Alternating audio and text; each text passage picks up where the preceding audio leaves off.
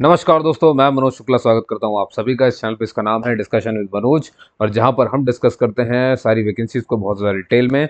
और इसी क्रम में आज मैं आपके लिए जो वैकेंसी लेकर के आया हूं उसका नाम है डीवीसी।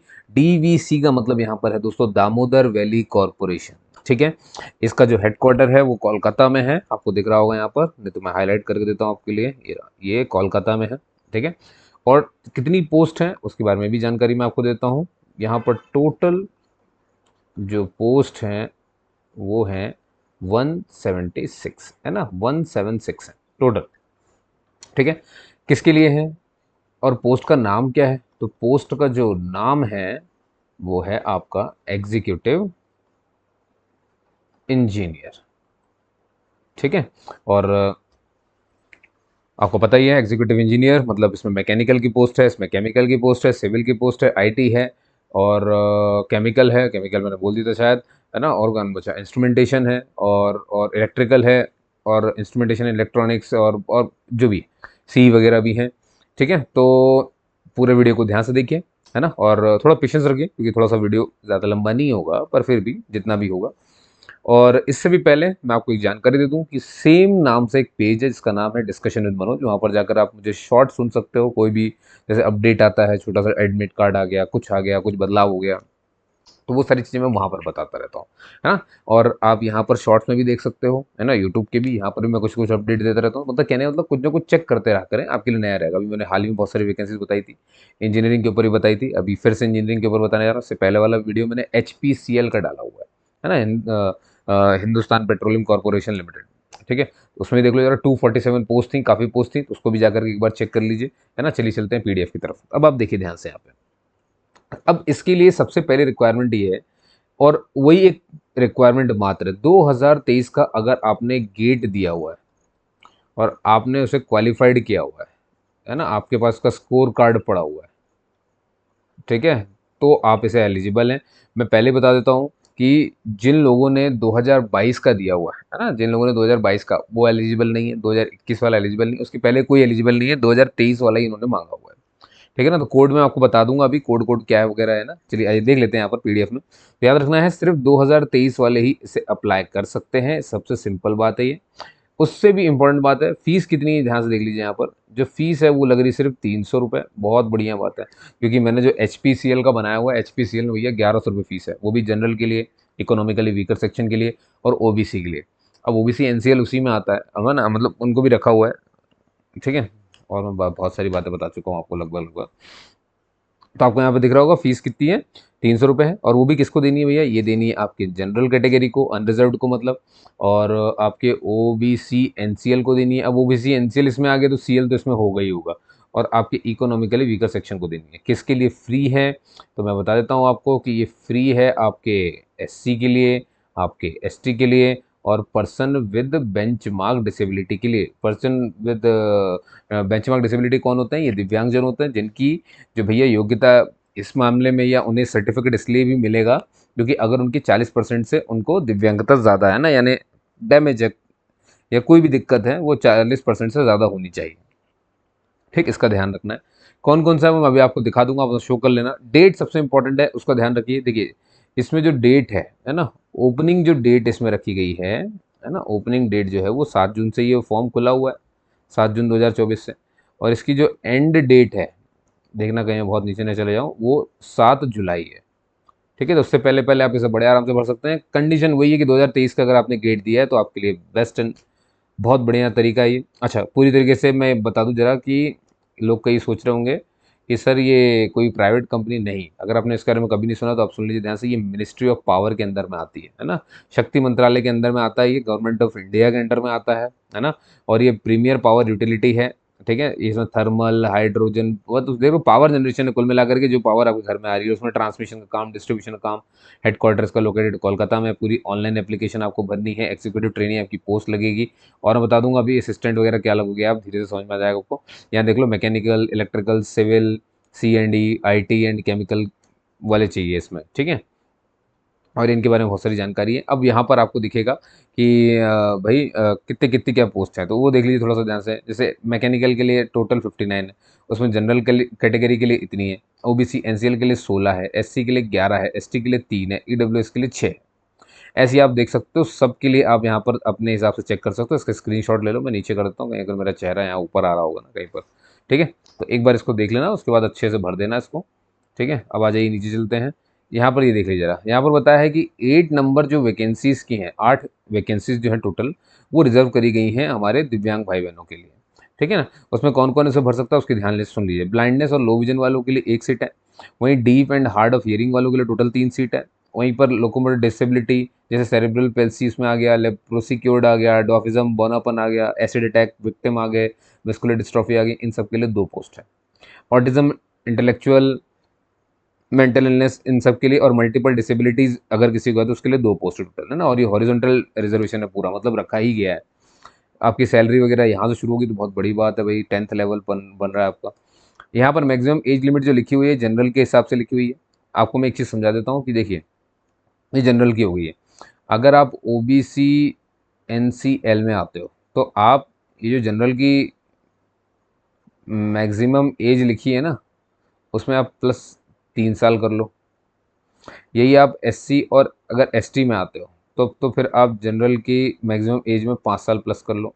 ठीक है, और वहीं अगर आप पर्सन विद बेंचमार्क डिसेबिलिटी में आते हो, अब इसमें भी बहुत तरीके होते हैं भाई, है ना। अब इसमें भी अगर आप जनरल से हो तो फिर आपको 10 साल प्लस एक्स्ट्रा मिलेगा, है ना, ये जो नॉर्मल जो यहाँ पर लिखा है। और वहीं अगर आप ओबीसी एनसीएल से हो तो आपको 13 साल छूट मिलेगी। और अगर आप यही एससी और एसटी से हो तो फिर आपको 15 साल की छूट मिल जाएगी। ठीक है ना, प्लस 15 साल, वही जनरल की जो मैक्सिमम एज है उसके हिसाब से, है ना। आगे चलते हैं धीरे से, ये समझ लिया आपने। और देखिए कौन कौन सी इंजीनियरिंग डिसिप्लिन इसमें आती है उसके बारे में यहाँ पर बताया गया। जैसे मैकेनिकल, मैकेनिकल का मतलब मैकेनिकल हो गया, प्रोडक्शन से किया है। इंडस्ट्रियल इंजीनियरिंग आ गई, प्रोडक्शन एंड इंडस्ट्रियल इंजीनियरिंग आ गई। थर्मल मैकेनिकल आ गई, है ना, थर्मल आ गई। मैकेनिकल एंड ऑटोमेशन आ गई, पावर इंजीनियरिंग आ गई। ठीक है, तो ये सारी की सारी मैकेनिक। अब देखिए इसके करस्पॉन्डिंग पेपर कोड, जो पेपर है वो वही ये रहा यहाँ पर, करस्पॉन्डिंग गेट पेपर। इसका कोड लिखा है एमई होना चाहिए आपके कोड का नाम। ठीक है, ऐसे ही अब आप, है ना, लिखा है, लिखा उसमें क्या है मैं बता रहा हूँ। इलेक्ट्रिकल हो गया, इलेक्ट्रिकल एंड इलेक्ट्रॉनिक्स हो गया, electrical instrumentation control, power system and high voltage हो गया, ये भी ब्रांच होती है क्योंकि पावर इलेक्ट्रॉनिक्स भी एक ब्रांच है, पावर इंजीनियरिंग एक ब्रांच है, ये सब इलेक्ट्रिकल इंजीनियरिंग में आती है। ईई आपका कोड होगा 2023 का आपका गेट पेपर का। तो अगर ये है सब कुछ, इनमें से कुछ एक है तो आप भर सकते हो।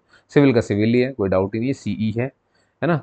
और इंस्ट्रूमेंटेशन एंड कंट्रोल ये देख लीजिए किसके लिए है, ये इंस्ट्रूमेंटेशन इंजीनियरिंग या इलेक्ट्रॉनिक्स एंड कम्युनिकेशन इंजीनियरिंग, इसमें INEC, ये देखो जरा, ये आपके गेट पेपर का कोड होगा तो उसको चेक कर लो वहाँ पर और आप ये भर सकते हो। Instrumentation, applied electronics and instrumentation, देखो वैसे भी जॉब वगैरह आपने देख ही लिया है। मैंने तो रिपोर्ट पढ़ी थी, आपने भी शायद पढ़ी होगी, टॉप न्यूज़ ही थी। 37% IITians का सिलेक्शन नहीं हुआ यार। 37% जो है ये बेरोजगार रह गए। अब सोचो IIT जाता ही क्यों आदमी, वहाँ भी जाकर के नौकरी नहीं है। इसलिए साहब जो मिल रहा है ना उसको चुपचाप करिए, है ना। कई लोग अग्निवीर का विरोध करते पाए जाते हैं। देखिए अग्निवीर का विरोध ऐसा है, आप गरीब आदमी से पूछो, उसको तो लगता है कि 2 वक्त की रोटी मिल जाए, तो उनके बच्चों के लिए तो ये बेस्ट है, वो तो जा रहे हैं। ठीक है, अब जो मिडिल क्लास वाले हैं या कहीं और है जिसके पास सोर्स है, उसको कोई दिक्कत नहीं है, तो वो बहुत सारी बातें करता है इन चीज़ों के बीच में, कह रहे टेम्परेरी है, उसकी साख बिगड़ रही है, ये हो रहा है, वो हो रहा है, बहुत सारी चीज़ें होती हैं। अभी तो वैसे भी गठबंधन की सरकार है ना। और आपको मालूम है टीडीपी और यानी चंद्रबाबू नायडू जो उसके चीफ है, और दूसरा उधर पे जेडीयू जो कि नीतीश कुमार है, ये लोग खुद भी अग्निवीर में मतलब सपोर्ट में ही नहीं है अग्निवीर के। अब देखते क्या होता है, गठबंधन की सरकार बनी है यहाँ पर तीसरी बार बने, इसके लिए बधाई है उनको। ठीक है, पर गठबंधन है, गठबंधन में क्या होता है कि मन चाहे तरीके से तो काम नहीं कर पाते, ये तो आपको पता, थोड़ी बहुत तो रुकावटें उनको झेलनी पड़ेगी। पर देखते हैं आगे क्या होता है। ठीक है, पर जवाहरलाल नेहरू जी के वो पाने जा रहे हैं एक तरह से, उन्हीं के जैसे ही हो गए, लगभग तीसरा कार्यकाल है उनका, उनका तो तीसरा हो गया था। ठीक है, तो अब इनका भी तीसरा हो जाएगा। चलिए बहुत बढ़िया बात है, अच्छी चीज़ है। अब आ जाइए आगे चलते हैं। हाँ बस, अमरनाथ में जो है वो बुरा हुआ, जहाँ पर आपने सुना होगा रियासी जगह पर कटरा जा रहे थे वो लोग, 45 यात्री बस से, और गोलीबारी हो गई। दिक्कत जानते हो क्या थी? दिक्कत ये थी कि वो सेना के ड्रेस में थे, इसीलिए पहचान नहीं पाए। अब बंदूक लिए सेना का आदमी, अपन ये सोचेंगे सेना का आदमी, गोली मार दी उसने, ड्राइवर को लगी, ड्राइवर का बैलेंस बिगड़ गया, गोली लगी ड्राइवर को, तो वो 200 फीट की खाई में जाकर गिर गया बस को लेके, है ना। तो 10 तो वहीं शायद ख़त्म हो गए, बाकी हॉस्पिटल में। खैर, आगे चलते हैं यहाँ से। तो आपने देखा, मैंने आपको बताया आईटी हो गया, कंप्यूटर साइंस हो गया, यहाँ पे कंप्यूटर सीएस ही रहेगा, इसका तो आपको सबको पता है। केमिकल के लिए सीएच ही रहेगा, नहीं पता था तो अब पता रहना चाहिए, ठीक है। इसेंशियल क्वालिफिकेशन में मैं सिर्फ इतना बताना चाहूँगा आपको। देखिए, ब्रांच आपने देख ली, फुल टाइम बैचलर डिग्री चाहिए। मैं पहले बता दूँ, कोई भी ऐसा जिसने पार्ट टाइम किया है या लॉन्ग डिस्टेंस तो रिलेशनशिप होते हैं। अगर किसी ने लॉन्ग डिस्टेंस ही तो बोलोगे, अगर किसी ने बहुत दूर से पढ़ाई करी है भाई जो जो लोग वो बहुत दूर से पढ़ाई करते हैं, डिग्री ले लेते हैं, उनके लिए अलाउड नहीं है ये, इसको थोड़ा सा ध्यान रखेंगे। अब देखिए, यहाँ पर मैं आपको थोड़ा सा दूर करता हूँ इस चीज़ कि आपकी डिग्री का परसेंटेज आखिर चाहिए कितना। तो देखिए, एक चीज़ समझिए, 65% चाहिए जनरल के लिए, ईडब्ल्यूएस के लिए, ओबीसी एनसीएल के लिए। और वहीं अगर आप एससी एसटी और पर्सन विद बेंचमार्क डिसेबिलिटी में आते हैं तो आपको चाहिए साहब 60%। मैंने कहीं एक जिससे तो नहीं बोलते, फिर से बोलता हूँ, 65% जनरल, ईडब्ल्यूएस, ओबीसी एनसीएल, और 60% आपके एससी एसटी और पर्सन विद बेंचमार्क डिसेबिलिटी। ये सभी में है ना, ये सभी में रहेगा, सभी में रहेगा, तो चिंता नहीं करना आप, ठीक है। अब आगे जाते हैं यहाँ पर धीरे से। बस ठीक है, ये तो आपने पूरा देख लिया, इसको देखने की आपको बार बार आवश्यकता नहीं है। आगे बढ़ते हैं धीरे धीरे, है ना। वही परसेंटेज लिखा है, कितना कितना चाहिए था ये बताया गया वहाँ पर, ठीक है। और देखो भाई, यहाँ पर डिसेबिलिटी के बारे में उन्होंने साफ साफ बोला है, डिसेबिलिटी टेम्परेरी नहीं होनी चाहिए, परमानेंट डिसेबिलिटी होनी चाहिए, और मिनिमम 40% तो होनी ही होनी चाहिए, और आपके पास एक पीडब्ल्यूबीडी का सर्टिफिकेट भी होना चाहिए, ठीक है। और यहाँ पर मैंने एज क्राइटेरिया आपको समझा ही दिया था। हाँ, जो डिपार्टमेंटल कैंडिडेट है उनके लिए कोई भी बैरियर नहीं है एज का, वो कितने भी साल के भर सकते हैं। अगर कोई सरकारी आदमी है कहीं और काम कर रहा है और वो इसे भर रहा है, तो भैया उसे एनओसी दिखानी पड़ेगी, नो ऑब्जेक्शन सर्टिफिकेट, ठीक है ना। तो ये ज़रूर आपको लगाना पड़ेगा, ये तो आपको पता ही है। एनसीएल को एनसी सर्टिफिकेट लगाना पड़ता है, ईडब्ल्यूएस को इकोनॉमिकली वीकर सेक्शन का इनकम एंड एसेट सर्टिफिकेट लगाना पड़ता है, सॉरी, ठीक है ना। और 1 साल से पुराना आपके सर्टिफिकेट नहीं होने चाहिए। देखो, साफ साफ लिखा है, जो भी आप ओबीसी वाले, ईडब्ल्यूएस वाले, जो भी सर्टिफिकेट ला रहे हैं, वो भैया रिन्यू हुआ हो और 1 साल से ज़्यादा पुराना ना हो, इसका ध्यान रखें, ठीक है।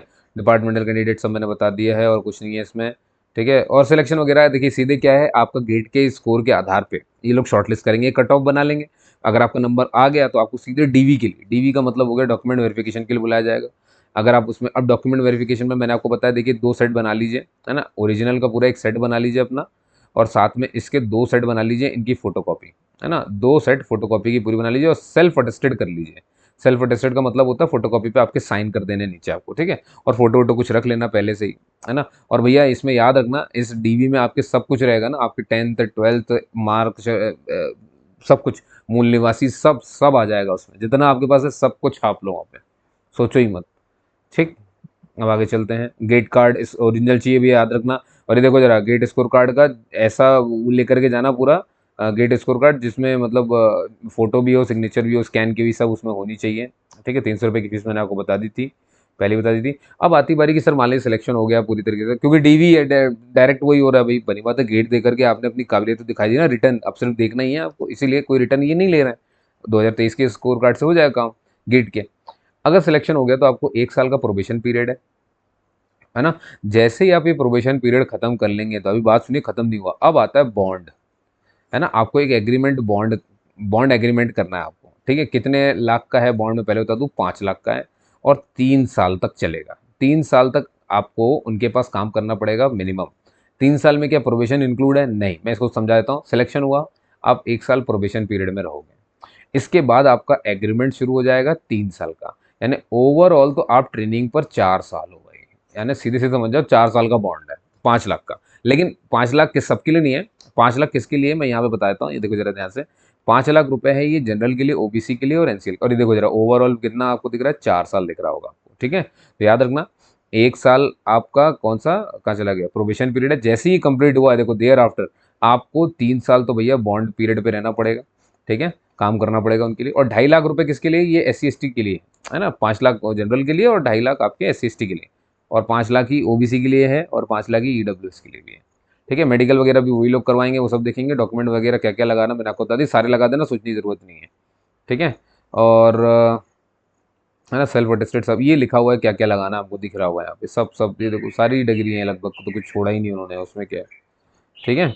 और ऑनलाइन वगैरह फॉर्म कैसे भरते हैं, इतना तो अब आज गिट का बच्चा सब पता होगा। फोटो वगैरह साइज़ वगैरह मैं तो कहता हूँ कभी खुद मत भरो, चले जाओ वहाँ भर दो भैया, है ना। और वो ज़्यादा अच्छा है, क्योंकि इसमें दिक्कत रहती है। है ना, खुद से भरो और फिर दिक्कत हो जाती है, मुझे पता है ना।